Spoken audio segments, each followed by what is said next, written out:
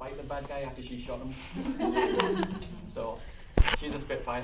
And so now I've been a first responder chaplain for the last 9 years. I discovered first responder chaplaincy because when I was firefighting, back in 2001 till 2011 when I was there, we didn't have peer support. We didn't have anybody helping us.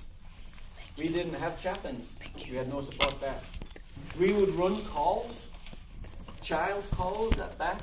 Carly's Law, which is something you might discover. Carly is a little girl who was severely abused by her mom's boyfriend, beat up, physically assaulted and killed. And that was my shift. So she was across the street from where I lived. Not in the neighborhood, but across Walnut Boulevard in the other housing development, across from Hoover Elementary School. That's where she was. So that is now a law in Oregon, Carly's Law. Law enforcement has to follow certain standards and protocols for abuse and neglect that has to be reported, and certain protocols have to be honored. And then all we would get told is get back in service. So you go back to service, never dealing with this stuff. I naturally was just helping our first responder, my brothers and sisters in the fire service, as they were journeying through their trauma, just because we hold on to each other. I didn't realize that was the foundation of chaplaincy. In 2012, I heard my calling, and I stepped into it. I started with the Army Chaplain Corps, thinking there was only chaplains in the military, and that might qualify me to get to first responders eventually. Thankfully, God had other plans. You're good. God had other plans, and He allowed me to stay here in the valley, which is where I belong. I come from the Tees Valley in the northeast of England, not like the drink tea, T-E-E-S, so River Tees. My name actually means valley in Welsh. Dean is a valley in Welsh. And I'm right here in the Willamette Valley, right at home. So I didn't want to leave, and God allowed me to stay, and I'm really thankful that He allowed me to stay. But He also allowed me then to serve our first responders, which is where I wanted to be. We didn't have anybody here in the valley fighting for us. We didn't have anybody willing to take up the load and the burden for our guys and gals who were in the field. Our men and women who are our first responders truly are heroes who go out there and do thankless tasks, have assignments and bear a burden that truly is crippling at times. And somebody needs to fight for them. So my choice, my option, my opportunity, and my absolute honour and pleasure is I get to serve firefighters, law enforcement officers, parole and probation officers, corrections officers, dispatchers, medical examiners, critical care nursing staff, so emergency department and ICU, ODOT, incident responders, so we serve ODOT, they get forgotten, and anybody else who comes along the way. Then we also serve the public that we encounter who are in crisis. We go with law enforcement officers to give death notifications. And most often, usually 8 times out of 10, the law enforcement officer will want us to be the one who gives the message. They don't want to do that. And in all honesty, it's not a pleasant task to do.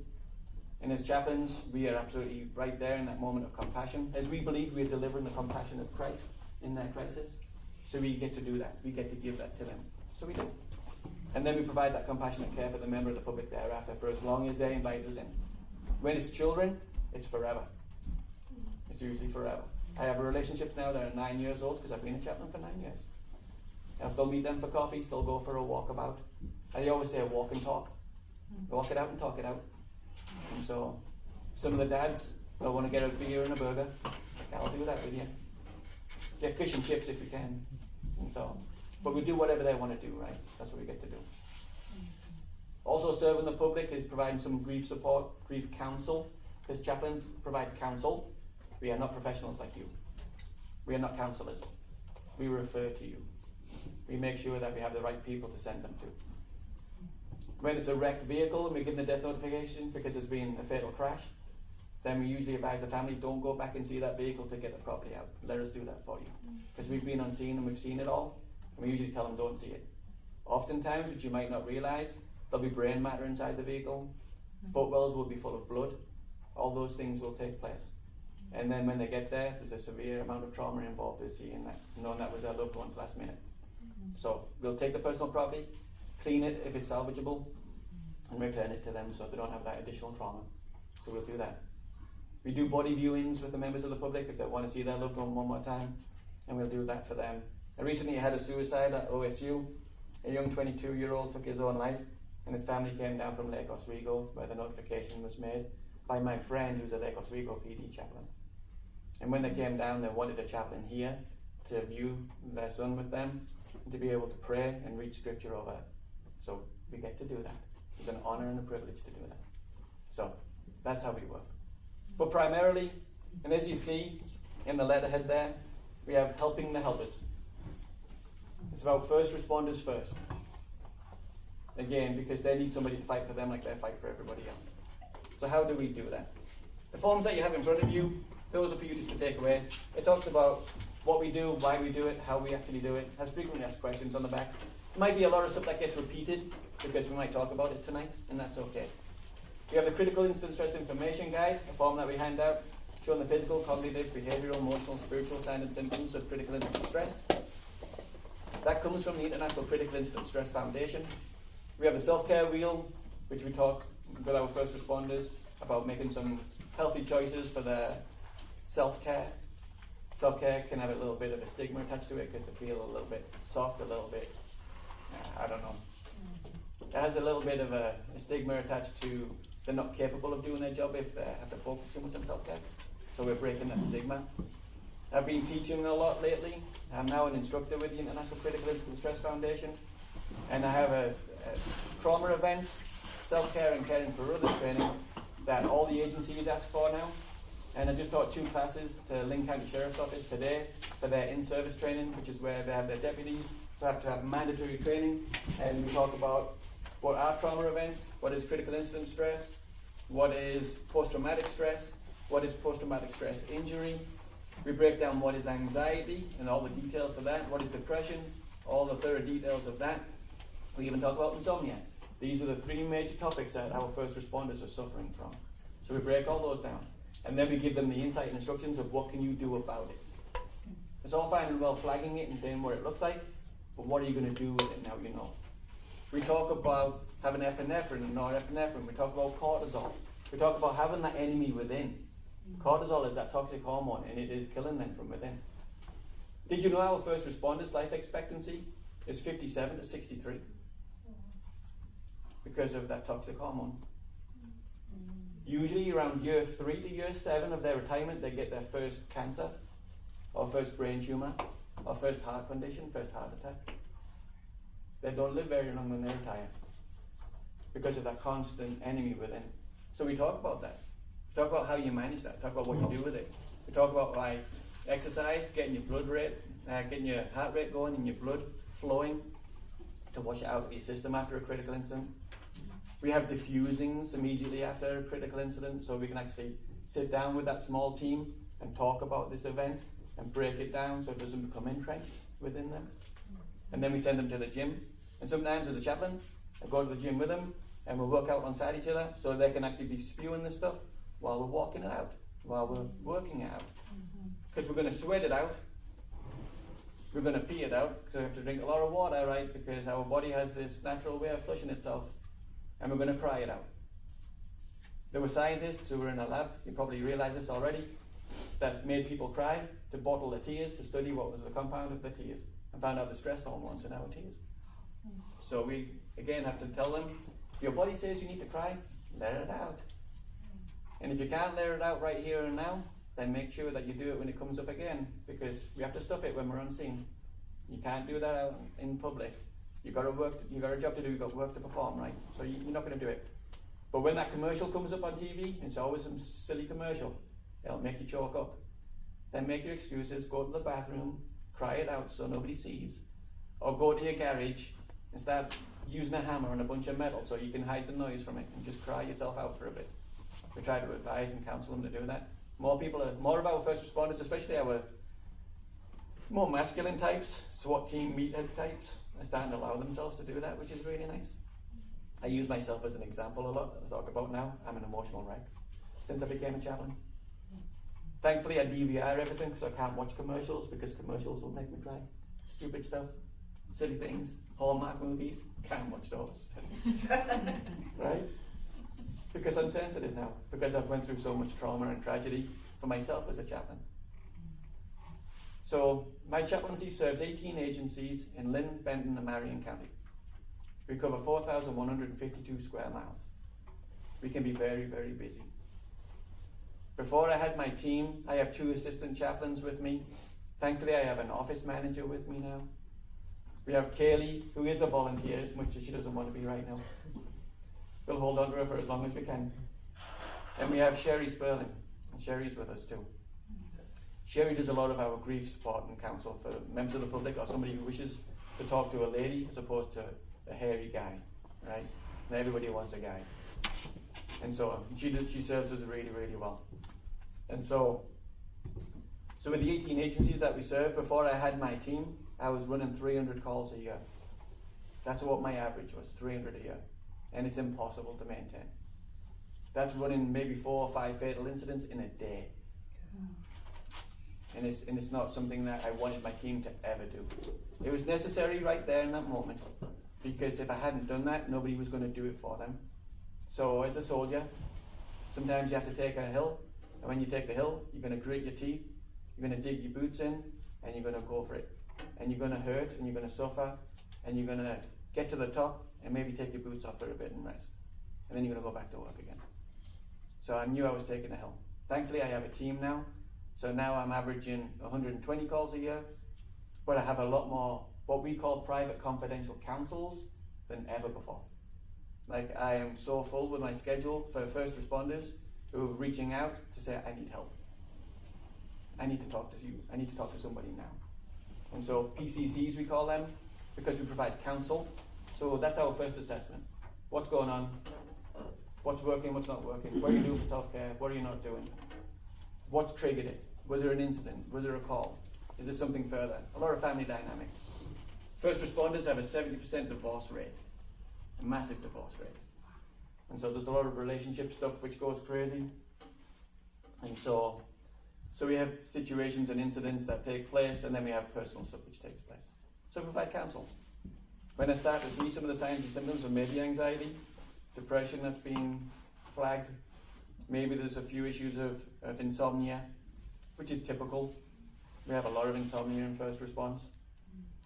Then we refer. Josh Sizemore is my absolute #1 go-to guy in Corvallis. He has the Center for Developing Hope. He was a combat medic, so that helps our first responders because they can align themselves with somebody who's been in the trench with them, has some of those experiences. A lot of military come into first response, especially law enforcement, so they come in with their stuff already. And then he has Feline Lockwood, who's a social worker, and Kira Ray, whose husband is a sergeant with Corvallis PD also. They came in from Chicago a few years back. So we have some brilliant people there. Over here in Salem, we have Heather Ruddle, and we have Corey Chancellor, and they're brilliant. They're married to cops. Heather's husband was a Marine, he was a jarhead, and so some of our people really like that. One of my students. There we go. How good it gets, right? So we refer a heck of a lot to them. And then they make our first responders a priority too, which is a very fine balance, right? Because there's certain legalities which you can't make favourites in. But when our people need help, they need it now. They don't get the opportunity to wait 6 or 8 months now for that waiting list. When we've identified the fact that there is an incident that's taken place that's caused an issue, has caused a negative effect, or whether it's an accumulation of critical incident stress, right, compounded traumas, which is the likelihood, then they need help here and now, which means they need to be seen within weeks. And these are our clinicians who will do that. They have to do that, because they don't get to wait. And if they do wait, our first responder is going to get taken out of service.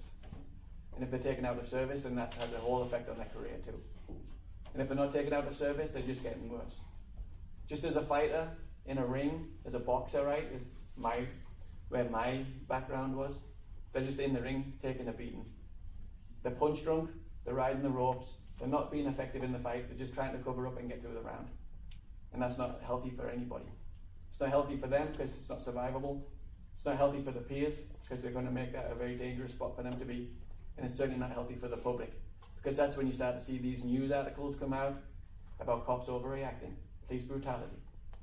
They're suffering from severe compounded trauma. They haven't got the help that is necessary and that's needed. And so there's going to be a reaction that's going to come out in a very negative way. That's usually the likelihood. Even though it's very rare, right, in the 1 million+ interactions of law enforcement every day in the United States, it's a very, very, very small minority. It is, if I remember right, 0.01, something like that, that has that serious negative police brutality justifiable claim. But you'll see more of it in a city like Salem because of the density of institutions, prisons, and jails within a radius of a place like Salem. One of the reasons why they fought to put the extension of the state hospital in Junction City, because originally they wanted to just add it into Salem. But that's, you see more of it in a place like Salem just because of, and my family's been here since the 70s, and we've always called it a prison town. Yeah, yeah, absolutely. And right here in Salem, you're probably not aware of, we have a motorcycle gang. We have jokers that are out here who do pretty nasty things. We have the Mexican cartel here in Salem, and we have the Russian mafia right here in Salem. Wow. Yes, we do. And so then you see our first responders who respond to the shootings, because we have a heck of a lot of shootings here in Salem now. Pretty much every week there's somebody getting shot. Usually it's cartel related. Mafia can be pretty quiet about their stuff. They know how to take care of their own business quietly, to some degree. But yeah, the cartel are very, very big around here. And so then you've got our law enforcement who are approaching those traffic stops with those people, knowing that it's a very high risk stop, and then they start getting jacked up, right? Start getting hypervigilant. Hypervigilance is what they need to stay alert, stay switched on, pay attention to the potential dangers of what may come. That's why they always approach the car in a certain way. And left side of the car is not usually the side that they go to if they're feeling unsafe. They'll always go to the passenger side first because they have a clear view through the car. And also they want to be off the road, especially if it's a busy street. And so that's how they have to do it. And if they're there with a hand on their hip and they've got it right there, then they're not feeling safe right now. It's not you, it's them. But bearing in mind what they might have just came from. They might have had a felony stop already. They might have went into a hand-to-hand with a guy who wanted to hurt them pretty badly. Bearing in mind, they deal with 10% of our population 90% of the time. So they only see the people who really want to hurt them, who really don't want a lawful society. They don't want to abide by our laws and standards. They want to take from everybody what they consider wolves who are preying on the sheep. That's what they consider. So therefore our law enforcement are our sheepdogs. So they're the ones who deal with that. They might have had hand-to-hand on somebody who wanted to fight them, hurt them. They got tweaked up pretty bad. Might have saw one of their peers get sent to the hospital because he got jacked up pretty bad from this guy. Then they make another traffic stop, somebody's verbally abusive to them, which is most often than not actually. You'll be surprised. Most cops are just verbally abused and assaulted like crazy, getting spat on. Thankfully, laws are changing a little bit more and solidifying the laws, especially in Lynn County where we have a very good DA. Whereas if anybody spits on a law enforcement officer, that is absolute assault. Yeah, you can't do that, and you're going to get arrested and prosecuted for that. Spit on the patrol car, then we're going to charge you for that too, because you aimed it for us. And so they're getting very particular about that and starting to protect our people a little bit better. So can you imagine why they react to the next traffic stop when you might think it's a minor infraction? They're looking at it as in you roll through that stop sign, and the last time I saw somebody roll through a stop sign, they ran over a 3-year-old. And then I've had all these incidents today so far. This was the intersection that I remember from 2 months ago, and you just roll through the stop sign, and I'm just going to stop you, and I'm going to say, hey, just education purposes, and you put your window down and start abusing me. See why they might react and bark back. You can see. Not justifying it, but we are human, and they're human too. But they don't get given the allowance to be human. Our society, for some reason, has made law enforcement the only profession where you're not allowed to make a single mistake. Doctors kill more people than law enforcement do. You don't hear about that. So as a chaplain, we're there to serve them as they need. We work on scene with them when we're called, so we'll be a part of that critical incident. You'll see whatever that event is. The calls that I've gone to now, I think it's just pretty much everything. Drownings in the summer, we get a heck of a lot of drownings. Even at Sandiam rest area, you get tourists who come up and go in the river to cool down and don't come back. We've had too many of those, and so we get a lot of those. We've had a lot of suicides, especially lately. Our suicide rate is going crazy. We get a lot of that. The youngest was 11 years old. Shot himself. His dad didn't even know how he knew the code for the safe, but he did. So We've had that. My deputy was around the corner from the house when the call first came in. He was just happened to be on patrol. The call came in, he was in the house within 60 seconds of the call, doing CPR on the kid. There was brain matter, but he didn't see that because he just sees this little boy.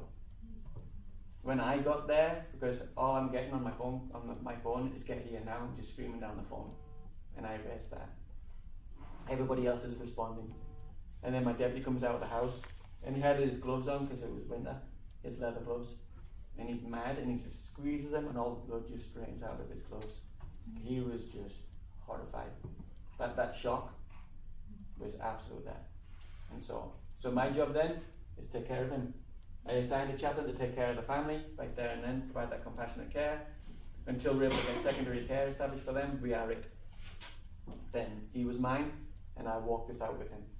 Remove him from the scene, take him back to the station. We're going to get cleaned up, get all of this off, get the contaminants off, right? Remove him from the situation.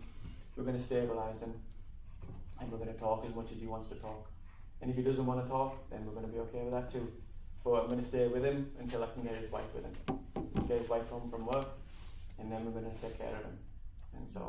And then the follow-up care. And we're going to continue that follow-up care for as long as he wants, right? As long as he invites us to. And the fact that we have a relationship with him, it's just a given. I'm always their go-to guy, just because I'm part of their department. So suicide's are big right now. We've had a heck of a lot of homicides, especially here in Sutherland. So we deal with a lot of those. Albany, unfortunately, has been going through a lot of child homicides. I've had 3 child homicides.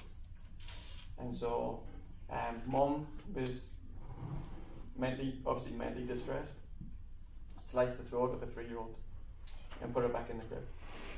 And our cops made a traffic stop at 2 o'clock in the morning and wanted to know what she was doing, rolling through the stop, because there was something about it. Was she DUI?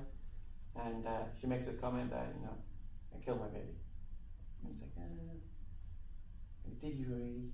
And so wakes the dad up, knocking on the door, saying, can we just come in your house, and if you don't mind, can we just walk in your bedroom, your daughter's bedroom, and just check on her, please?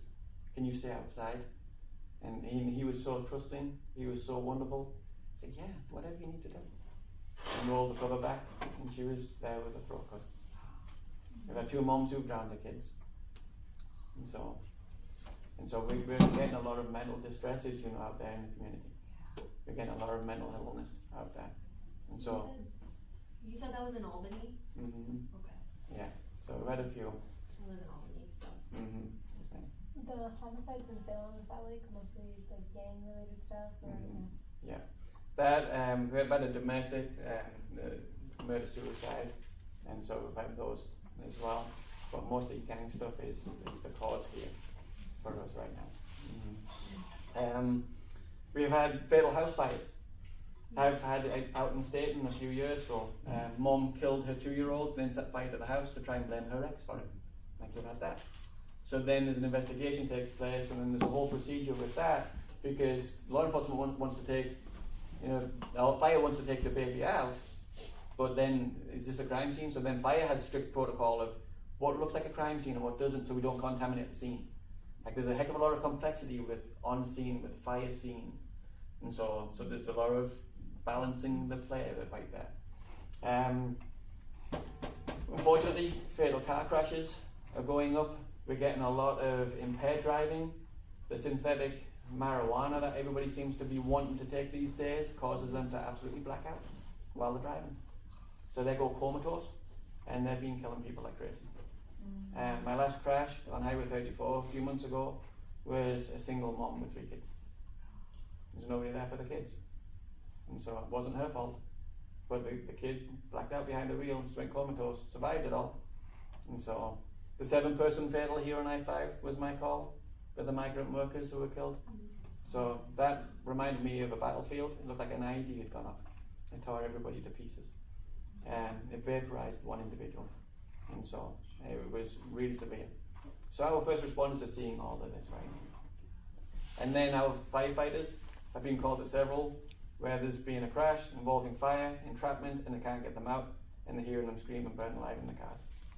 Been too many of those now. And so plane crashes. We've had several plane crashes. And so the first one killed a family. that were on their way to UofO and crashed in Harrisburg, and that killed them all. And so we have a lot of stuff that we go to, right? And because we're going to these things, what we're able to do is we're able to watch how our first responders are responding to the critical incident stress. That's our first assessment. Our first assignment is them. Take care of a physical need. It might be a really hot sunny day, so we're going to throw them a cold bottle of water and say, hey, it's been 2 hours on scene, you haven't drank anything. Can you just neck this for me? It's like, oh, chaplain for you, right? And they'll give me a courtesy. It's like, hey, here's a body armor. Can you? Oh yeah, I love body armor. I'll drink that any day. And so we want to keep them hydrated. Want to keep them fed, right, when the opportunity is there. In the winter months, I have my Coleman burner, so I'll do mountain house meals. So we'll do the boil in the bags, the MREs, and then we'll use the water and make coffee because they're all caffeine addicts. They need their fix. Or hot chocolate, right, if you're caffeine free. So we take care of the physical needs, but we're watching them. And we have a relationship with them, so we know that their level of who they are, what their gauge is. You're going to have the people who are just like Jimmy Buffett. Like, they're as cool as it can get, right? No matter how major the incident, how minor the incident, they're just so funny. It's almost like they're sitting there on the beach drinking the beer, right? They're just so mellow. And then you get the guy who's 100 miles an hour, rapid fire talk. No matter how minor the situation or how major, he's always really good, and he wants to talk like this, and it's non-stop. So when I see a change on scene and a shift, Jimmy Buffett suddenly speeds up, and rapid fire slows down. There's something there that irked them. Something's got to them here, and we need to follow that up. We have a lot of first responders who are going to go to scenes that they've experienced for themselves. I've had first responders whose children were run over and killed, and when we go to those, that's their child again. It'll take them right back. It'll trigger it all. I've had law enforcement officers and firefighters whose spouses have taken their own lives, and in specific details too. Like, it can be certain situations of women typically shoot themselves in the chest. That's how they'll typically do it. They don't want to hurt their face, their beauty. It seems to be preserved. Guys will shoot themselves in the face. They'll take a shotgun to the face. They don't care about that stuff, where women do. The most strange was I had a lady who disemboweled herself, and we don't even know how she was able to manage that, but she did. And so, but she was extremely distressed to a level where she had a psychotic break, and she was having care from having a family member constantly watch her, and then the care overlapped to where there was a 30-minute gap, and that was the gap. Which is why when we are there, and as you are there as professionals, you know how serious that is. It should never be that little window right there. And so, but unfortunately she took her life and left her kids behind. So I know when I've had an officer whose wife has taken her own life, which I have several, that these calls are going to bother them a lot more than going to a standard call. So on scene, I'm watching them. On scene, they look at me, and we have a relationship to where they can just look me in the eye and they just give me the nod.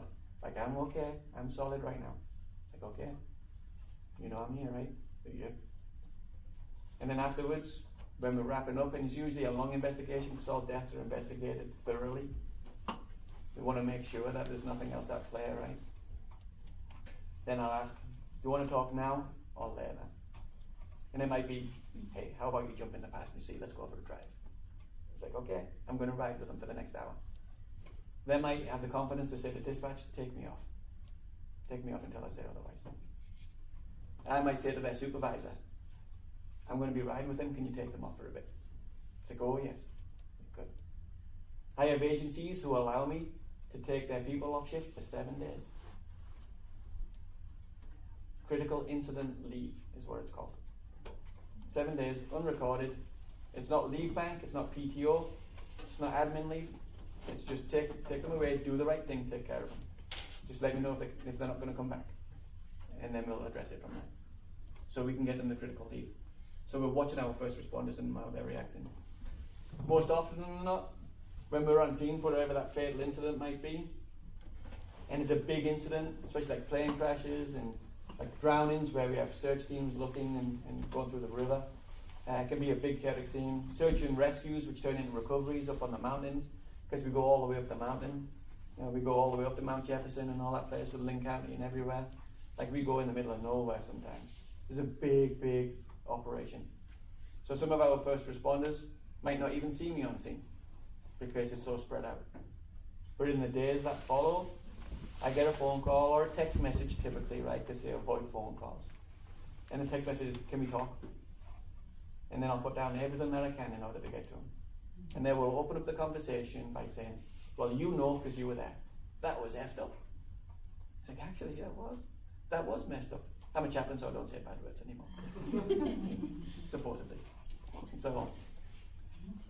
So they get to talk about it because they don't have to paint the picture again. So as clinicians, be aware of that.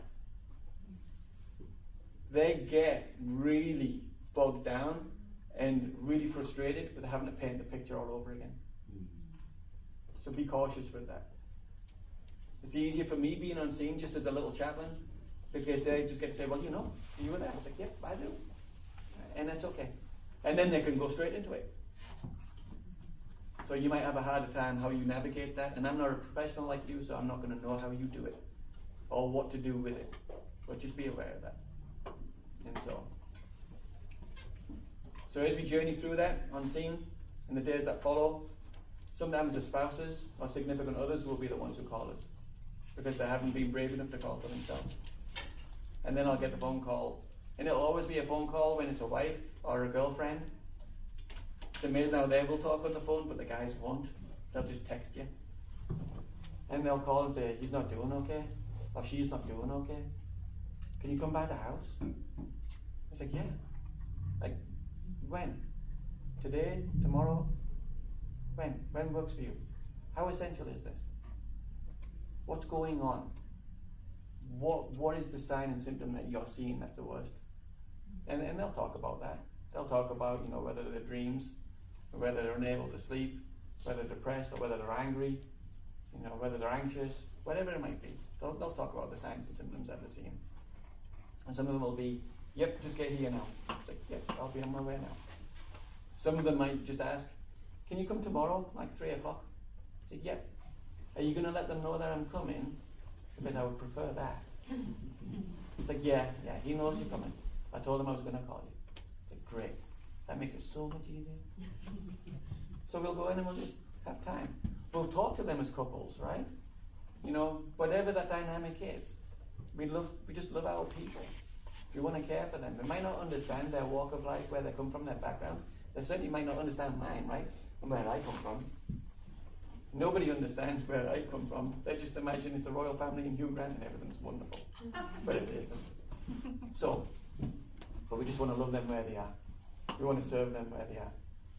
So then we want to provide them the resources for where they are. So we need really good clinicians. We work in partnership with mental health. You don't get chaplains without mental health. You don't get that at all. Mental health professionals are the key. We know our limits. Chaplains should know their limits. And it really bothers me when chaplains don't. And they don't stay in their lane. We are not counselors. We provide counsel, but we are not counselors. We are not mental health professionals. And we need to make sure we stay in our lane. So Dean, help us understand the limits as you see them from your side of things. What differentiates what is the boundaries for a chaplain versus the territory for a counselor? Boundaries for us, we're working, as we see in the displays, of critical incident stress, of post-traumatic stress. And probably 80, if not 90% of first responders have some level of post-traumatic stress and critical incident stress. Might not be the level of the injury, post-traumatic stress injury, that's where you get to diagnose that. But we might see those signs and symptoms of, you know, yeah, you're up there. You know, we're seeing all these flags. So what we're working in is we're working in just the basics. The physical, cognitive, behavioral, emotional, spiritual signs and symptoms of critical incident stress and how they're navigating that and walking through that with the self-care practices.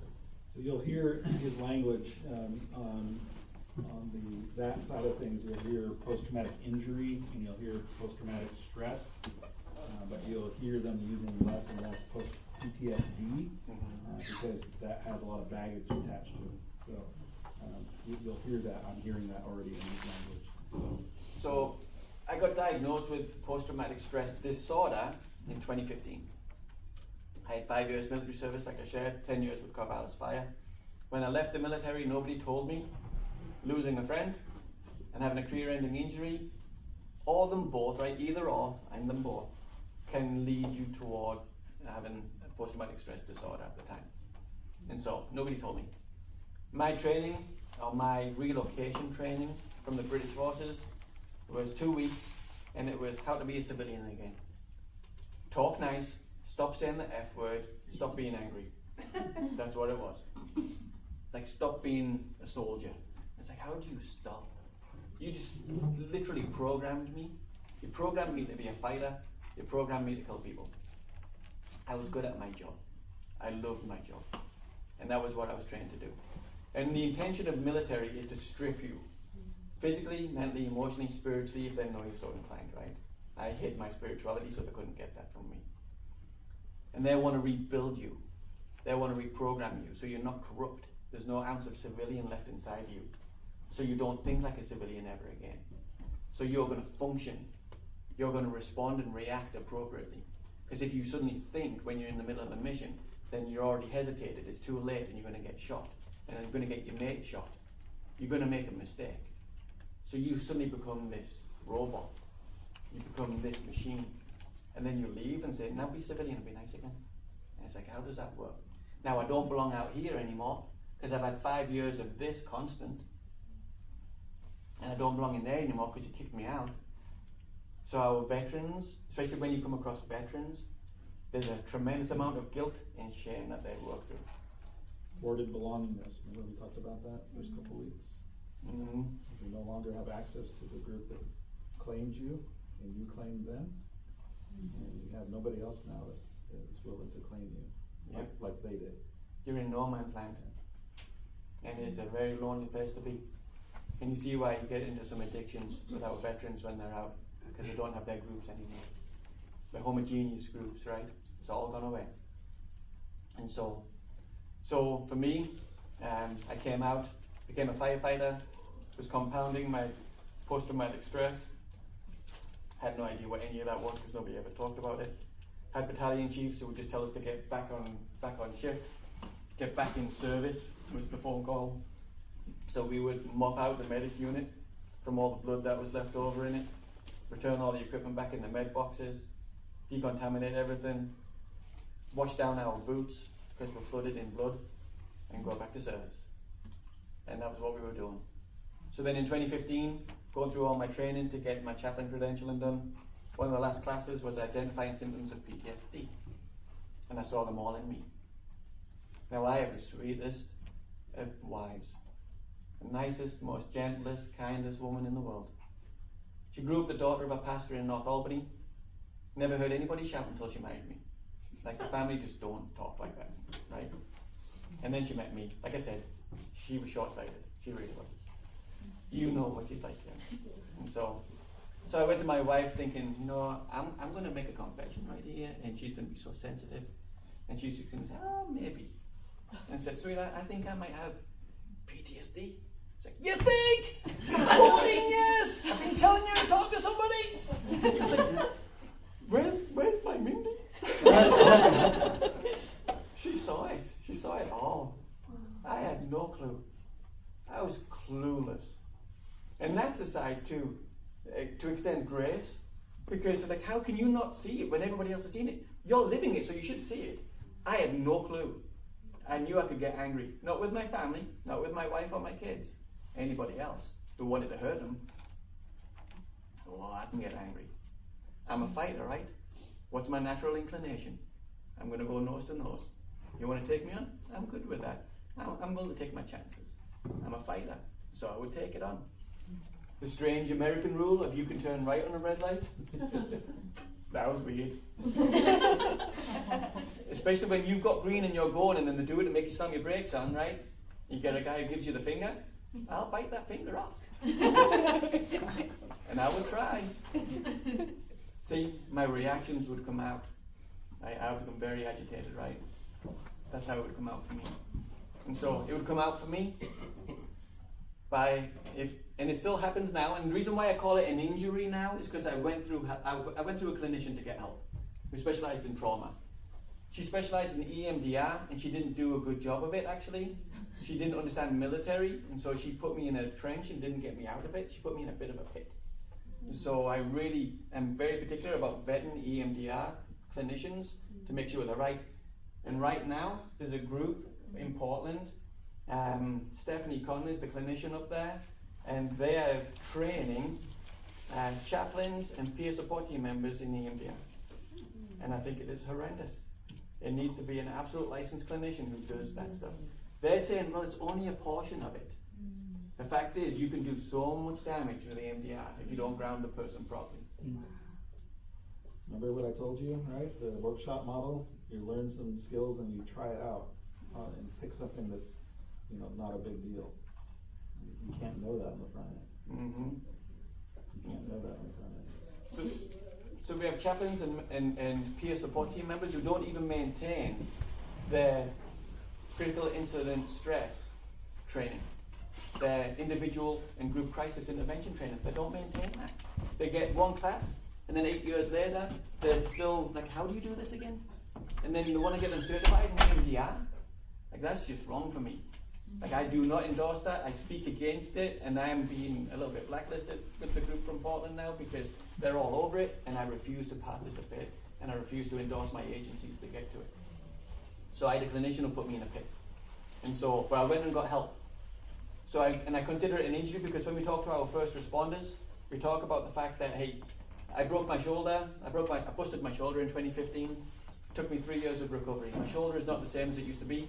The way I've got all the screws and the wires, and I've lost most of my clavicle and all this stuff in order to fix it. I still play football. I'm still a goalkeeper. I know when I'm diving around, okay, it's not the same, so be careful on my right side, right? I'm not going to go in for a shoulder tackle on my right side. I'll try and put my left one in, right? I'll try and put my arm up a little bit and be a little bit naughty, but I'm going to protect my shoulder, right? My shoulder is not the same. It's still there. I still look the same, still feel the same. I can still be a little bit stupid because I'm dumber than I look. I really am. And so I'm still going to play football. I'm going to play really hard, right? But my shoulder's not the same. My brain is not the same. It's an injury, and I keep adding to my injury now. So we talk about that because when we say a post-traumatic stress disorder, they're like, okay, I'm broken, I'm done, I can't serve ever again, I'm going to lose my job, I'm going to lose my career, I'm going to lose my family, I'm going to lose my house. It's like, no, it's just an injury. Manage it, maintain it. Let's go and get some help first. If you broke your leg, we're going to go and get some medical help. You're going to get taken care of, you might get it, cast put on it, you're going to get it lifted up for a bit, you might be off your feet for 6 weeks, then you're going to come back again. You're going to be okay. If you can do that, then you can do that, but know that, hey, my leg isn't the same anymore, so I'm not going to go and play football the same anymore, right? I'm not going to play pointy ball ever again. Or my ankles aren't the same, so I'm not going to play basketball anymore. Right? You're going to take care of your injury. It's not the same. Your brain is the same thing. So I talked about how I went through my recovery. I talked about getting help. I talked about, I don't usually tell them about the EMDR thing until later because I don't want to put them off necessarily with the clinicians that we recommend to them. We talk about that later. Or I talk about how my reactions to what they used to be. My wife, if she would drop something in the kitchen by accident, I would jump off the couch with a roar that would come out of me. And it wasn't because I was angry with my wife.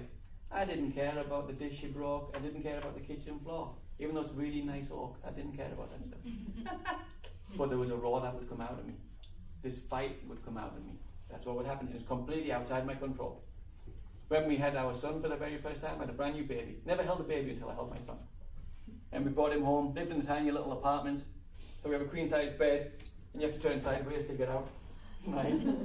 When you're newly married and you have no money. And my son cried in the middle of the night for the very first time, and I remember swinging out and just kicking forward, and I put my foot through the bathroom wall. Just complete, like, didn't try to, but I just woke up fighting, right? That's what I did. The cats know not to jump on me, and I'm asleep on the couch, because I've lost 8 lives each. Just don't do that. My kids learned if they want to wake me up, they have to say, Dad, Dad, Dad, and start raising their voice from a distance, and let me wake up gently.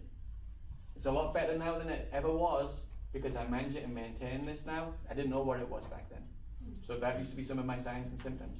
I used to have 2 really bad dreams that would eventually wake me up, but I would be in my dream fighting physically.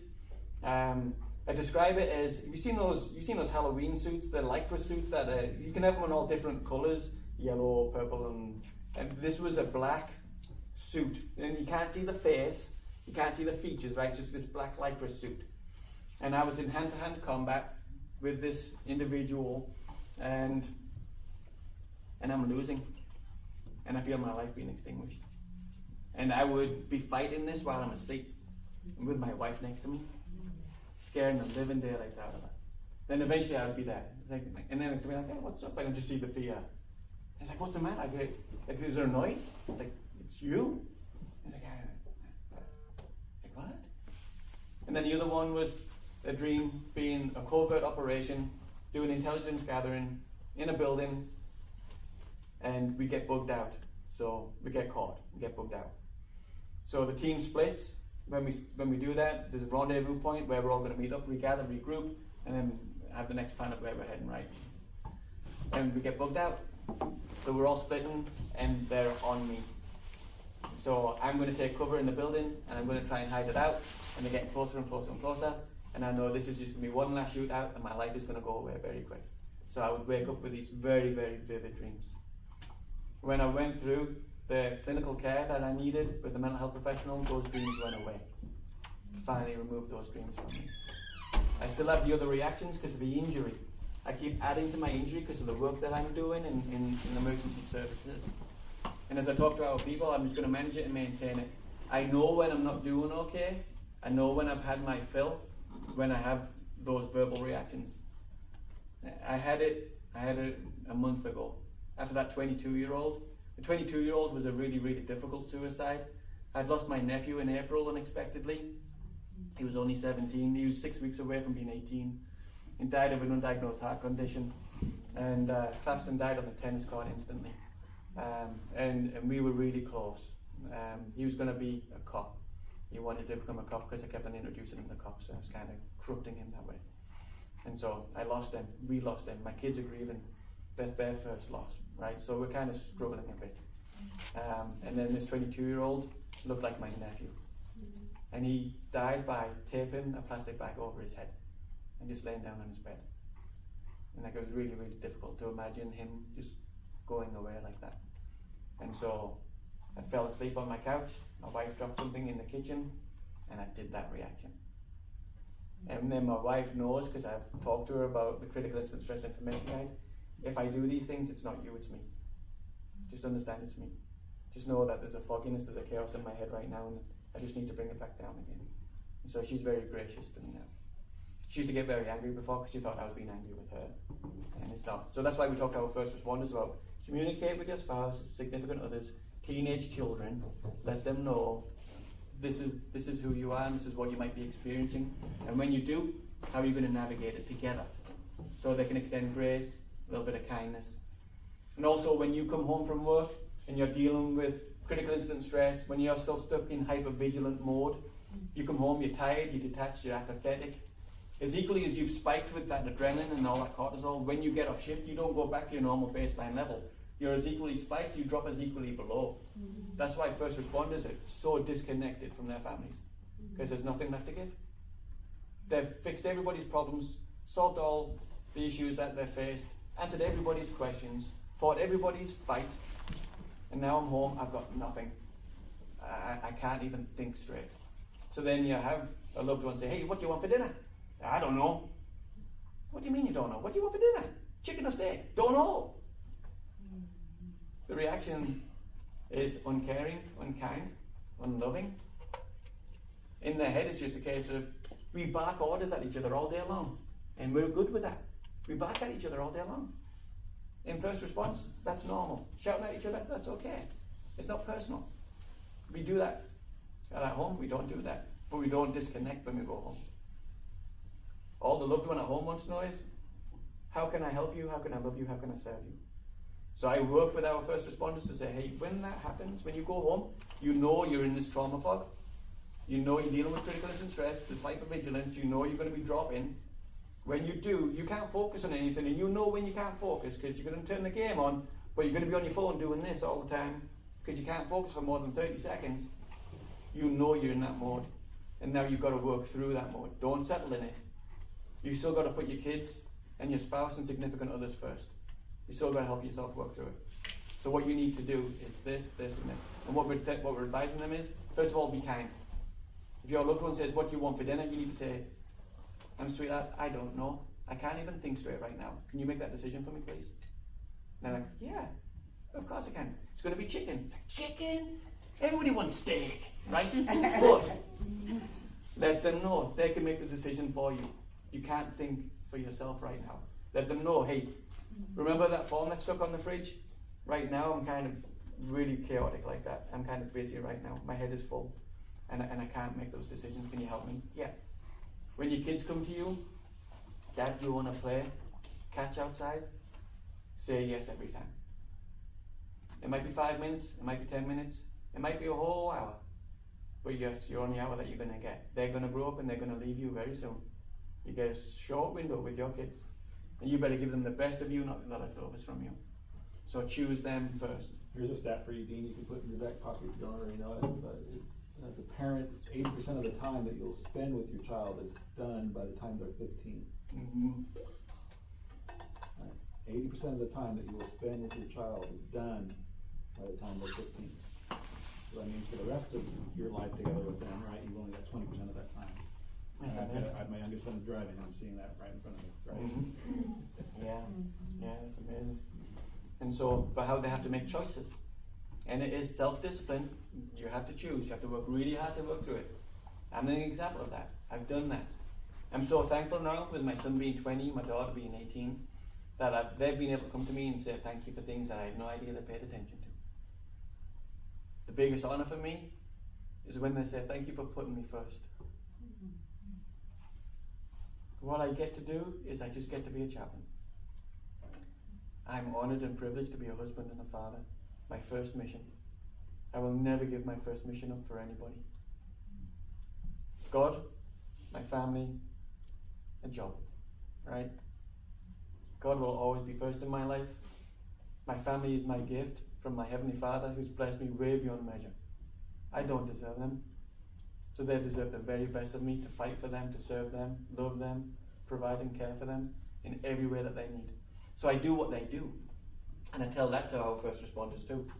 I talk to the dads who are the SWAT team guys, who are all hurly and burly and hairy, and they don't want to be the ones who do all the girly stuff. And it's like, no, if your daughter wants to do ballet, then you're going to do ballet. You bend around them. They don't bend around you. That's our job as a parent. My son, as soon as he was able to walk, he kicked the ball. Played football, right? It's like, yeah, that's great. You've seen enough of it on telly, because I watch on TV all the time, right? I watch English Premier League, not the Major League Soccer. That's not And so we get to watch the good stuff, the proper stuff. And so my son wanted to play football. If my son wanted to be a ballet dancer, absolutely. I will study that, I will learn that, I will do that with you, I'll do whatever you do. Libby, our middle one, loved cooking and baking. Like, I will do that with you. My wife is an amazing cook. She really is like Alton Brown in the female version. Like, she's a scientist in the kitchen. She's a genius. She's too humble to admit it, but she is. So her thing is the kitchen, so I don't want to get in her way to take her shine. So I'm very cautious with that. I am, according to my mom is always right, the best shortbread maker in the world. I can make the best shortbread because my hands are cold. I never get hot, clammy hands. And so, that's a secret you never heard, right? Not many people have heard that one. So we get to do those things. My youngest daughter is a theatre nerd. She loves drama. Like I said, she's my little Spitfire. So this year, she was going to be a freshman. She came to me, Dad, going to play football? I said, oh, really? It's like, yep. And she just blurbs. So then I finally get to ask a question, like I always do with my kids. And the first responders, why? What's your why? Well, Mom said I need to pick a sport. It's like, okay. And I think football would be the one. It's like, okay. Sweetheart, you've never kicked the ball. You've never wanted to play at the park with us. You have never wanted to join in with your brother and me. Like, do you really want to? You don't like watching it? Yeah. Dad, I really want to spend time with you. And now you're not coaching Sam because Sam graduated, because I coached him for all of his 14 years. I coached Libby for her freshman year because she had 1 year of doing it, then COVID screwed it up for everybody like it did for you guys, right? And so she's like, Dad, I just want to spend time with you. I said, sweetheart, I will build stage. I will learn to sew. I will do costumes. You might not want to wear them, but I will do it, right? So until our first responders, pick them, choose them. Make sure that they're your priority. Learn something new and bend around them. And if you can do that, you're going to preserve your marriage, your relationship with your kids. The saddest story I ever heard was of a sheriff's deputy who got hired by the sheriff's office, became a deputy. His dad was higher up, he was a captain in the sheriff's office. So he's in management now, he's not doing the day-to-day patrol. And his dad was a career guy. And his son is 23, and all of a sudden he's hired. And it's a proud day for the family, right? Law enforcement, here we go. So his dad goes to the locker room, sees him first thing in the morning, and says, hey, I'm so thankful, so happy, so excited. Like, I'm just looking forward to hearing from you at the end of the day. Gives him a hug, sends him out, and goes on patrol. Comes back from patrol. 12-hour shift is typical with our sheriff's officers. They work really long days. Bearing in mind they work a 12-hour thing, usually have mandatory overtime, reports to write, they never get out on time, have to commute home, try to get the family, the kids are typically in bed, and so it's a really hard life in law enforcement. So he got to see his dad at the end of the day when his dad went to the locker room, and his dad asked, how was your day? And he burst out crying. He said, Dad, today was the first day I met you. I discovered who you are today. I said, what do you mean? And he was just crying. He said, I had no idea who you were. Everybody talked about you being this legend in the office. Always there for anybody in need. Always there to care for them, pick up the slack, look after them, provide for them. You were there when so-and-so was killed, and you took care of his wife and his kids every day thereafter. You went to all the high school games. You didn't come to very many of mine. You took them Christmas presents and birthday presents. And you worked Christmas days for us. Like, I never knew you. I never got to know you. Everybody that spoke of you knows you, and I met you today through their stories. My go back to that is, I tell our law enforcement, don't be that guy. Let them have the best of you, not the leftovers of you. My hope, speaking to you today as clinicians, is that you might focus on first responders. We don't have enough. We have nowhere near enough. If you can't specialize in first responders because it might not be your thing, that's okay. But consider trauma. We have a heck of a lot of trauma. Secondary trauma is a very real thing with our families. Everything gets brought home. Everything gets contaminated. It's a very real thing for the families behind the scenes to be affected by the trauma of their loved ones' services. Maybe you might consider that too. So whether or not you focus or specialize, market to first responders between spouses and kids and other family members, inevitably you're gonna come in contact with this, right? So you have absolute gold standing in front of you in terms of wealth of knowledge and experience. So you think, and maybe you've already had that experience. You're out there in your internships, right? So let's spend a handful of minutes, let Dean take some deep breaths, and then if you've got questions, right, this is why we bring folks like Dean in here, right? Because inevitably you're going to be really close to this situation that he's describing for you, even if it's not directly working with the person with the label of first responder. What questions came to your mind? He shared some things about what the escalation curve is, for somebody that's doing that on shift and mandatory overtime. They don't come back to baseline, they crash below it, right? And that's a huge piece of wisdom that you shared with us there. So, what questions, Jennifer? Yeah, what were some of the recovery steps for you for post-traumatic injury that helped? Like I said, the EMDR session wasn't good. Yeah. And I have to be honest with you, I never did get brought out of that pit. She didn't know how to. You could see the deer in the headlights look when she wrecked me and didn't know what to do. And so she didn't ground me. When she was going through the technique, she was supposed to, she asked me or to verbalize what the trauma was that I was going to work through in my head. And it was losing my friend Jonah. And that's all she asked for. And no, she didn't ask for that. She didn't ask for that. She asked, what is your favorite place? Your place of peace and tranquility, and go there. So I verbalized that. I'm on a boat, I'm on a yacht, a sailboat, on water, on a really calm ocean. Like just a glass ocean. That's my favorite place. And then she didn't ask me what my trauma was that I was working through. And I was working through losing Jonah and his death. And I've never spoke on it to anybody. I never talked about it. This was the very first time I was going to touch it. So then my head is dealing with it. And then she says, put it in a box. So in my head I'm putting Jonah in a coffin. And she doesn't know it. And then she says, because I'm on water, throw it overboard. It's a military funeral all over again. And I lost it. And I couldn't put it back. And it freaked her out. And so she calls it time, and that was it. I didn't go back to her. And so that was my thing of, I'm a soldier, I'm going to grit my teeth, I'm going to get back on with it, and I'm going to do my job, and I'm going to be okay. I'll take care of myself. I made some bad choices. And so, because I did that for a very long time, I did that trying to get a mental health professional that I would try out for us, so I'd subject myself as a guinea pig to mental health professionals. And that was where I was starting to get a little bit of therapy, but then they weren't specialising in understanding military or first response. So then it's like, nope, that's not working. Nope, you're not going to work. The last guy that I tried, I had the summer of 2020, I had 9 child fatalities in 7 days, and it wrecked me. Like I was beyond punch drunk at that point.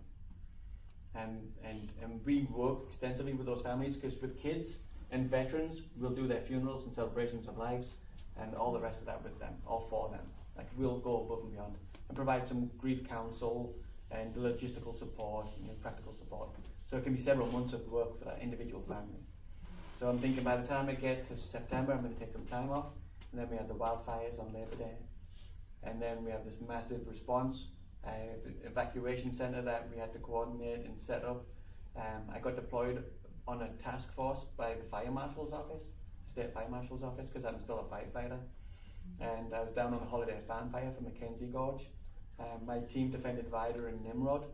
And then once all the fire defence was done, then we were assigned the search and rescue teams with the cadaver dogs to wreck through all the houses. And we did that. So we had 16 days down there. And so I was still not well from 2015, and I was just adding to it. And then I got finally to a point of having an aftershock in November of 2020, where I had this crisis overload. I had effectively a breakdown, and it was getting ready for bed, brushing my teeth in the mirror. I had a song, I had a playlist playing, an REM song, Everybody Hurts, came on, and it was all the kids' faces in my mirror, and I couldn't stop it. And I closed my eyes and I couldn't stop it. And so I wasn't crying, but my face was leaking. I was shaking to a point where it was like convulsing, and I couldn't stop it. And it went an hour and a half. And I knew what it was, thankfully. I reached out to the mental health professional that I was trying out for us the very next day, and he wouldn't meet me. And finally, after confronting him, saying, I need you, I'm broken, I'm out of service. He's like, well, I don't want to meet anybody in person, it's COVID. It's like, I'll meet you outside for crying out loud. I'll stay 20 feet away from you, I'll shout at you. Like, I just need you. He's like, well, how does Friday sound? This was Tuesday. I said, yep. When? I'll let you know. And then he never did. And then I called him again on the Monday saying, please, I need help. He's like, oh yeah, Friday? I said, yeah, when? I'll let you know. Never answered my calls, never answered my texts. Just left me. So being a soldier and being a fighter, I grit my teeth, I go back to service, do it all over again. And then I lost my friend to suicide. And on June 10th of 2021, and then it broke me for good. I was wrecked for a year and a half. I have his number on my arm, 436. He was a kid that I knew since he was 15 years old, and he was my deputy. and I was working with him. I had him signed up for a clinician. He cancelled his appointment and didn't tell me. And at that point, I was fully broken because I wasn't getting taken care of. And that was where I went to Heather Ruddle, and Heather was the one who put me back together again. If it wasn't for Heather, I don't think I could be here today, because it wrecked me. And so, because I wasn't making good choices, I was doing what comes naturally to a fighter, which is why I get to talk to our first responders, especially our law enforcement, as a fighter. They do what they do best. They know how to get back in the fight over and over again, and it's at cost to themselves. I was like that. Now I know better. Now I have a team too. I never had a team before. I didn't have a team. And so now I have 2 other chaplains that are full-time. So now when I need to be out of service, I can be out of service. Yeah. Now I say, because even on Monday, I was feeling it. It's like, you know what? I'm not effective today. Can you take my appointments for me? And I just need a day off. I need to stay at home. I need to work from home today. So I can just do my admin, because there's always admin for me to do, because I have a non-profit that I'm responsible for. So now I'm making better choices for myself. But I've learned a hard lesson, because I wasn't. And I was let down by a couple of people. So I know that probably doesn't answer your question. No, that helped a lot. Mm-hmm. I appreciate it. Thank you. Yeah. So do you have a first responder in the family? I don't. I have a friend that married into the police force. Mm-hmm. She's talked about how hard it is, the husbands and the divorces and trauma. A book that I recommend you read, especially if you're looking at law enforcement or have a friend, family member who is in law enforcement, is Kevin Gilmartin, Emotional Survival of Law Enforcement. He was a cop, so he writes from a cop's perspective, and he's a mental health professional, Dr. Kevin Gilmartin. He's phenomenal. That's the book that they need to read. Say it again. Yeah. Emotional Survival of Law Enforcement. Yeah, he's brilliant. And that's the book that agencies now, when they send recruits to PPSST, that's the book that they get issued. That's mandatory read. So.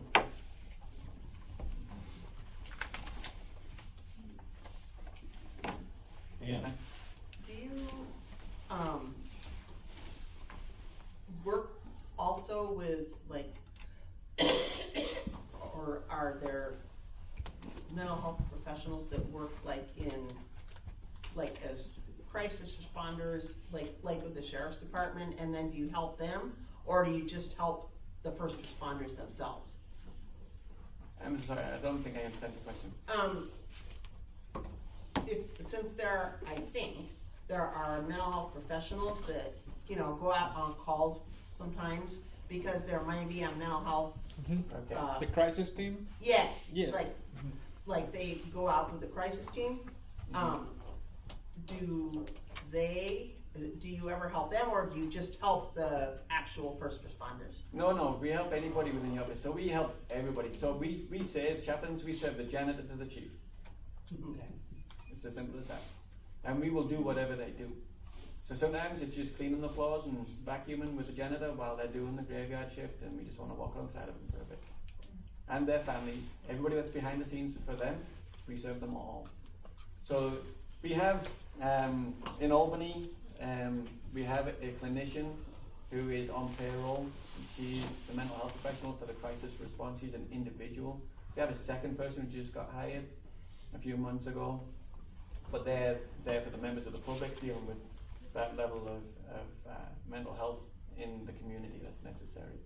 They're not there for the first responders, although they become part of the peer support team when they get trained, so then they can be a part of the peer support team to help on the clinical side, because some of the first responders are the peer support team member. So they do work, we do work hand in hand with them, but we will serve anybody that's in the agency itself. Because records even get ignored. Records, they're the ones who are filing everything.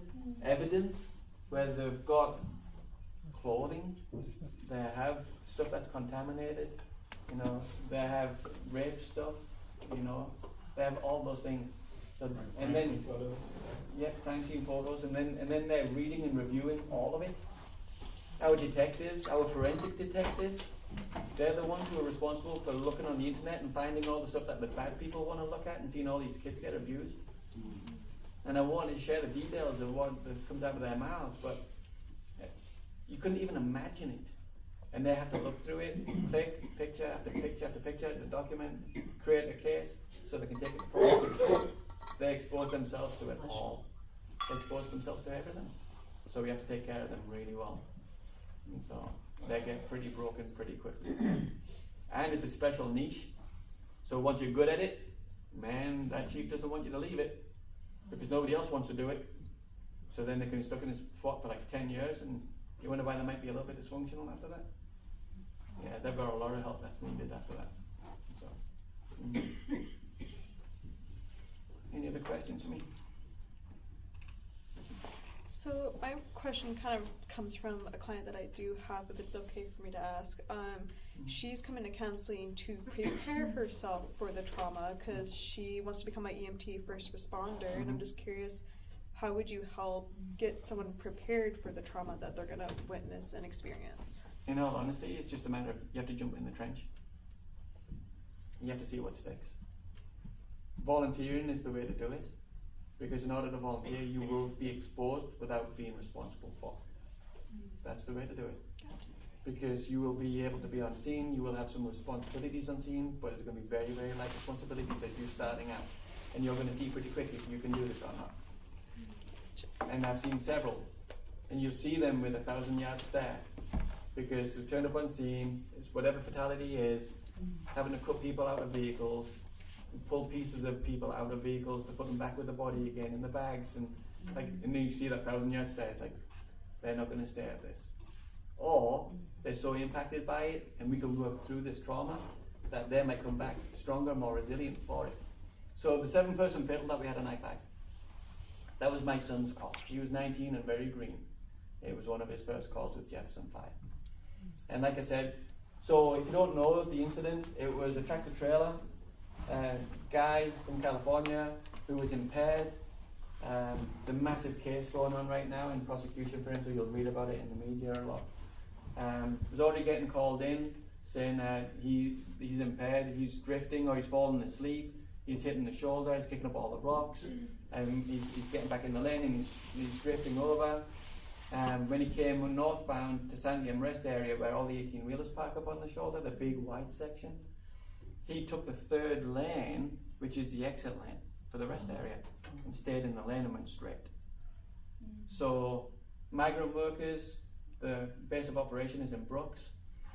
They came heading back north, having had a day down in Benton County, and the porta potty door came loose from the bungee cord. So they stopped to tie the bungee cord back on again. That's all they did. And then one guy's on the trailer doing that, the other guy's standing next to him, and then he screams out. The tractor trailer is on them. It hits the trailer with the porta potty. The gentleman who's on the trailer hits the van, pushes it 100 yards into a parked tractor trailer, pushes that another 30 yards. So it was a massive amount of energy, huge impact. And it tore them apart. It absolutely tore them to pieces. The side of the tractor trailer looked like it had been spray painted red. It was that severe. And so my son, like I said, I deployed Spanish-speaking chaplains to the family in the hospital, Brooks. My chaplains were in Jefferson to diffuse the traumas, right? Start working through it, start taking care of one-on-ones, start the diffusings, the tool from ICISF that we use. We want to prevent that entrenchment. And then when I was finished with OSP on scene, and I'm getting ready to clear now, then I called my son and said, "Hey son, would you like me to stop by station 630, the Millersburg substation is where he lives, or do you want to be left alone?" Right? Because he's already had Mitch, my chaplain, Mitch Warren. And he says, "No Dad, come by." I said, "Okay son, are you okay?" "Oh yeah, I'm solid. But my roommate isn't." It's like, "Okay, I'll stop by. Does he want to talk to me?" It's like, "I'm sure he does." Like, okay. So I get there, the guy's in the shower, spends the next 45 minutes in the shower. It's nice when you don't have to pay the water bill, right? Then he gets out, and gets himself dressed. Sam tells him, my dad's here if you want to talk to him. So I see him the very first time I've met the kid, because I'm not his primary chaplain. Then I ask him, I'm here for you for as much or little as you want. I'm here as a guest. I serve you, remember? If you want to talk about it, we have confidentiality. These are the disclosures. I have mandatory reporting elements. These are the disclosures. I just need you to be aware of that. If you want to talk, I'm willing to listen. And if you just want me to go away, I'm okay with that too. What would you like to do? He said something complimentary to the fact of, people know who I am and they've talked about me, and he's been waiting for the opportunity. And so he talks. The first thing that comes out of his mouth is, this is the stuff that F's you up. Everybody tells you that this is the stuff that F's you up. They've been telling me he's a firefighter. This is the kind of stuff that F's you up and F's you up for life. And he just goes, for almost an hour, just constant, just vomiting all of this. And so we wait, right? We wait. Why am I talking, right? We wait. And then finally when he's like, and I say, is it okay if I share a few things, a few thoughts? He's like, yeah. I want to hear from you. Like, okay. This isn't the stuff that messes you up. This is a critical incident. A big one. We have veterans who have been on scene from OSP and the fire service who have never seen this in their entire career, and they're this close to retirement. It's the very first time they caught it. You're going to have people who served in emergency services for their entire career and never seen it. You just happened to catch it at the beginning of yours. Now,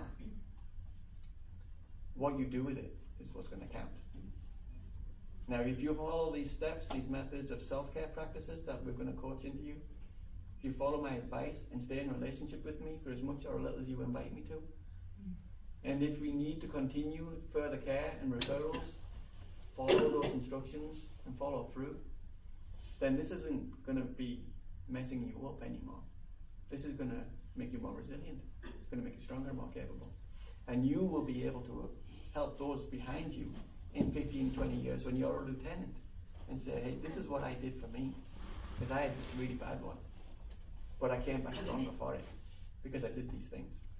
And so you will have some people who will experience a minor event, like a little girl who's has a laceration on her forehead and it's a big bleeder, and like, okay, I'm done. It's like, she's fine.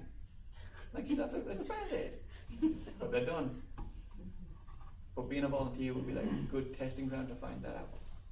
Because you can't find it out in clinical care. No, yeah. And so she might be dealing with those traumas from her past that she has to work through, and that's good to be healing to help others. But until you're in the trench, it's like a fighter. Until you get punched in that face the very first time, you don't know if you can stand it. As soon as you get hit, you know who's a fighter and who's not. And it's very quick. It's the same thing in emergency services. So this is my first time meeting Dean too, so we didn't compare notes and I didn't pay him. But again, going back to the first couple of weeks, trauma is the trauma. It doesn't necessarily mean that you're going to be traumatized. And we talked about it's the meaning making process that you either go through or you don't that will result on what it actually does to you, right? And so you just heard him explain that, right? Even in his language, it's not the trauma, it's what you do with it. So that implies that there's something that can be done with it, right? Versus an automatic, oh, this happened, so you're therefore this is what's going to happen to you no matter what, right? And you hear that, and when he's listening, yeah. So the laceration on the child's head was enough for somebody to say, no, remember the law of thirds, right? There's a third of people that go into this work who think that they're okay with it, but laceration is like, nope. And there's the other third that you described earlier on in your talk that they just seem to be impervious to it until they're not, right? But it's like, and then there's the middle third that can go either way depending on all the other stuff that's going on in the life. But yeah, I mean, my background's corrections, so I've seen washed out firefighters and I've seen washed out law enforcement that will find their way and come into corrections and whatnot. And some of the stories, like I thought I was a firefighter until this thing happened. I couldn't do that anymore. Yeah, so definitely heard a lot of those stories there. At least time for one, maybe two more questions. I think you kind of touched on this just gradually as you were talking, but I'm curious to know, like, if you're providing counsel for someone, what are sort of some indicators that you might need to refer them to mental health services? Certainly symptoms of anxiety, of depression, of insomnia, when we start to see those elements. When we start to see even just the basic symptoms of what we would consider post-traumatic stress injury, because we don't diagnose it obviously, but we might see those flags. And they're not resolving it, they're not able to journey through it. We know that's a level of professional care that's necessary to pull them out of it. Those are the things that we look for. Basic critical incident stress, like you see on the worksheet, the signs and symptoms. If they're able to journey through that, able to help themselves with that, that's absolutely simple. In its capacity, right? It's as simple as we make it. Right? You can make it very complex if you want to. But certainly the basics, those are the basic four. We have a massive influx right now of PCCs that are dealing with anxiety. It's huge. What does that look like? Anxiety is a big, broad term. What does it look like for us? Panic, confusion, chaos, unable to think straight, unable to perform their job duties. I would hear about employees that would come into the parking lot, into the facility, and just sit in the car, and they would just heave and throw up and throw up and throw up, and they would know to get to work with enough time to let that happen, because you can't walk through the fence in that state, and so that was something that was right. Yeah, and it's a whirlpool.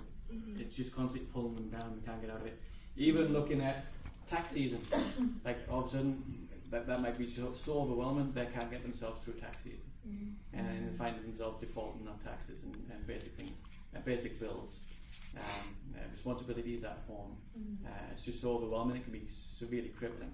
And then you go into emergency services where you have to write reports, and then they can't. You'll find, especially in law enforcement, they're behind on report writing.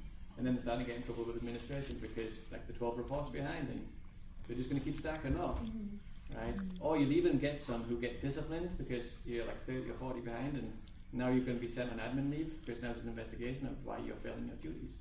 So it just manifests, it just keeps getting worse. And so, but depression is getting to be bigger.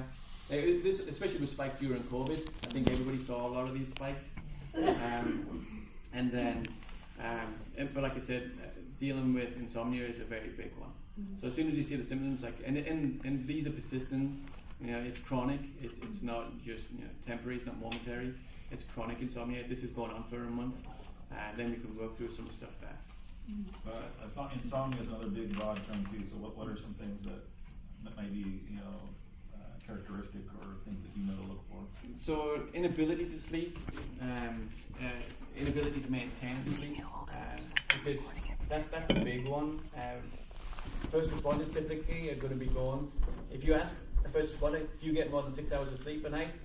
You might get 10% of them put their hands up. Like 6 hours is a big deal. Restless sleep, being able to get more than 2 hours at a point of time. They work through a whole bunch of other issues and components dealing with even dreams and basic dreams and all the rest of it.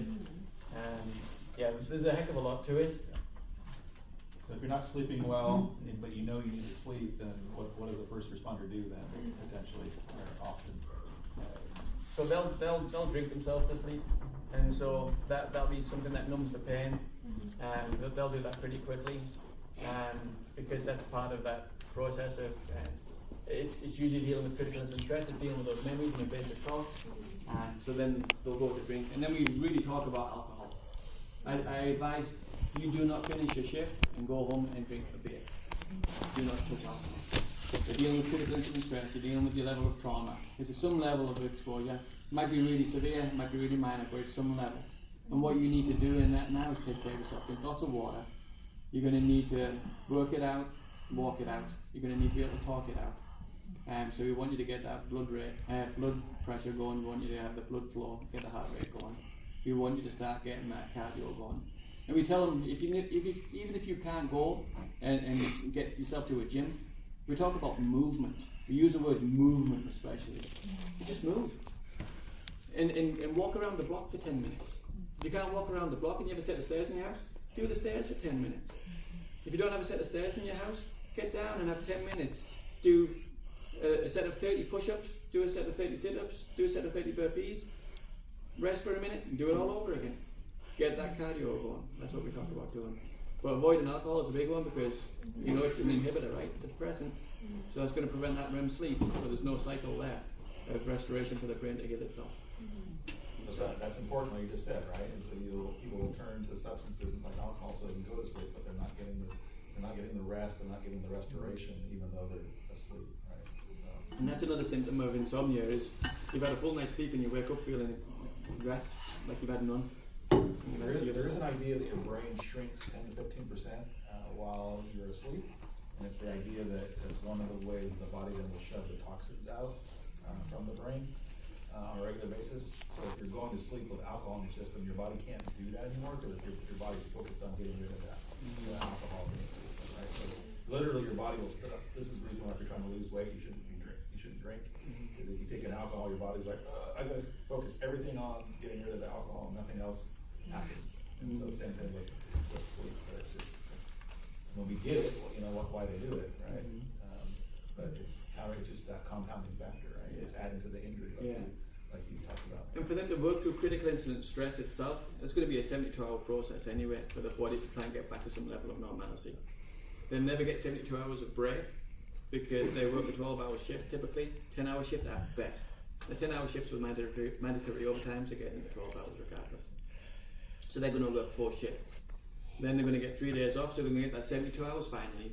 And that 72 hours finally clicks in, the body's starting to go back to normal, centering itself, they go right back to shift again. So the family never sees that normal. The person that they married before they got the job, they never meet them again until they go on vacation. And then they go on vacation for like 5 days or 7 days. So they go through that 72-hour cycle, and that 72-hour cycle will be a little bit extended based upon the amount of critical incident stress that they've already journeyed through, that they're already holding on to, and that they're already struggling with. When I went through a lot of intense calls, especially the calls with the kids, it would take me 144 hours, take me a week to feel like I'm myself again, to be able to think again, and feel like I can function again. And I didn't feel like myself. It felt like you have the flu. You just don't feel like yourself. You are out of sorts. And so we tell our people, you get 4 weeks paid vacation, take them in 2-week blocks. Yes, absolutely. And there's a lot of wisdom there. And I'll just reinforce that. So when I remember, I told you that at one point in time there was 4 mental health folks for the whole facility. So about 500 kids, 300 staff, and I worked 4 tens, and I thought it was great. But I would spend that first day off just cook. And I was worthless. And so I really kind of I was a big advocate to not work the 4 tens, and would try to talk my my colleagues to just work your 8s, take your time off, use your time off. Then when I became a boss, then I was still pretty resistant to allowing people to work 4 tens, or that they would work shift trades where they would do 2 16s and an 8. I was like, I get it while you're doing it, but in my experience, you're just cooking yourself, and that extra days, what are you doing? And what they were doing is at home great, right? On that day. So what you're saying, then 2-week thing, especially if you're the 2 weeks is important because what I was told, somebody gave me some wisdom, is that if you leave for any less than 2 weeks, then whatever is technically your job or what you do, it will be waiting for you when you come back. But if they know you're going to be gone for 2 weeks, somebody will pick up and do it. Right? So, there's a lot of wisdom there. And especially, first responder, institution work, it's like, I don't need to take time off. Right? I'll just save it up and, whatever. So there's that attitude there too. I don't need to use my vacation. Especially when they get later in their careers, because as they retire, they're going to make more money.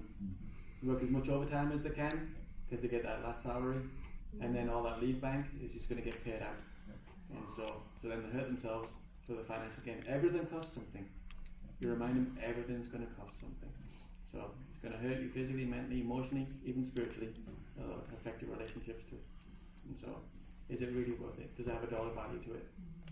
And so of all things, I just want to say, I get to be the chaplain and I just get to speak in front of you today. It's not about the chaplain. This is about our first responders. This is the best, and I can't call it a job, it's the best mission of my life. I was built for this. I describe myself as an odd-shaped peg and I fit in the holes that I was in. The military, I rattled around a bit. The fire department, I rattled around a bit. I was in property management for 17 years as well, and I rattled around a lot. God was just teaching me how to do business to start a non-profit. That's what the boot camp was for that. Now I found this odd-shaped hole, and I fit perfectly because God built me to be a chaplain. And the training ground that He gave me was equipped for today, for this mission field for today. It's not about the chaplain. It's about our first responders. My hope is that you remember to pray for them. When you see that police car, when you see the fire engine or the medic unit scream by, or even when you see with no lights on and they're just driving calmly, where are they coming back from? Just pray for them. Just pray for the Lord's divine protection over them and their families. Pray for those families especially, and those that don't know the Lord, because they have a hopelessness still about them. We get to do a lot with them, we get to provide all the help and support for them, but they still miss a component. I know I was able to get through my journey of healing, restoration and recovery because of my father. He was the one who was holding me by the scruff of my neck when I was being an idiot and not taking care of myself. Right? God can do amazing things. We're getting a lot of first responders who are turning to the Lord now like never before. Law enforcement is getting more Christians called to it like never before. Pastors, youth pastors, worship pastors. Like there's a wave of a calling. Something is happening. The Lord is preparing these agencies for what is coming. There is a darkness that is coming. Not to be a doom and gloom set, but just the reality. And these first responders that are coming in know the Lord, and there's a hope and there's a light, and it's being spread. They're our first people that stand before us and all the chaos and the trauma and the tragedy that come to us. They're the ones who run in when the shots are fired. They're the ones who run in when the house is on fire. They put it all on the line for us. So please just remember, pray over them, pray over their families.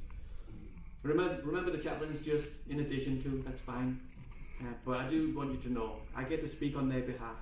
I really want to point the light back to them, because it really isn't about the chaplain. So I do thank you for the invitation to come in and share. Thank you for being here.